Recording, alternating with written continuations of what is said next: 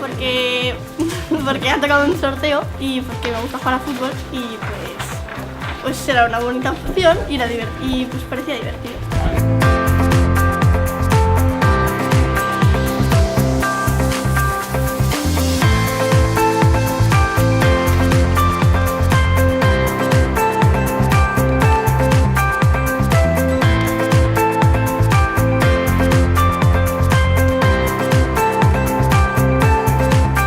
Primero hemos hecho unos juegos para aprendernos los nombres, luego hemos hecho unos pases y luego hemos hecho pues como unos pases y luego a gol y luego un partidito.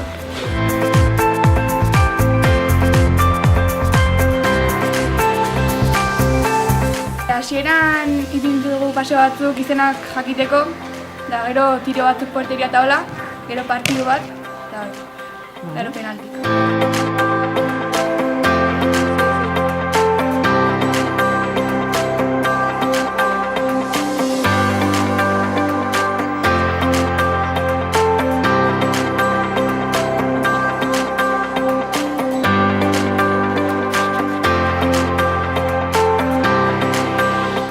Atera gehalena jokalerikin kanpoa, argazia ateratzea, eta bine marka aldau eta gero partidu ikusi.